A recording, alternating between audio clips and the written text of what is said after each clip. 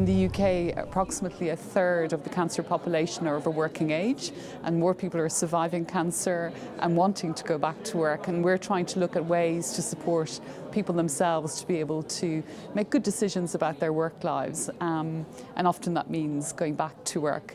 And we know also that work is very important for people with cancer.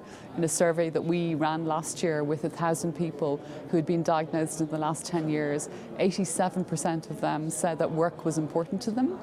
And the main reason it was important is that it helps them restore their lives and helps them get back to normality.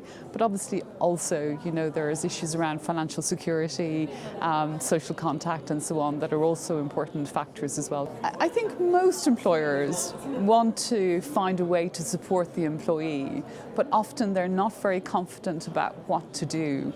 So in our research with line managers, we found that 4 out of 5 line managers had no training whatsoever in how to support somebody with a long-term condition, including cancer. And less than a third say that they actually feel well equipped and know how to support people. So there's a big gap there in terms of knowledge, understanding of cancer, and actually what do you do to support somebody to stay in their job and not lose their job.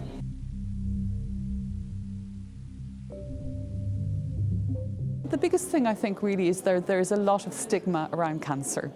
And member states need to do all that's in their power to try and change how, particularly employers, but even health professionals think about cancer and focus very much on what the individual can do, not on what they can't do.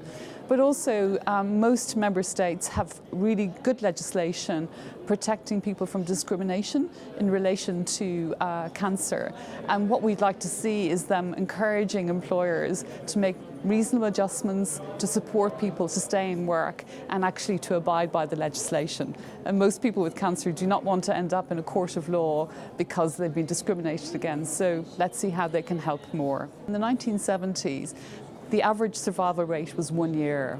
In 2015 in the UK, the average survival is 10 years. So things have changed, but often people have very old preconceptions about what cancer means. So we need people to understand that cancer is changing, and increasingly it's about living with cancer, not dying from cancer. And that's the message that we need to get across, really.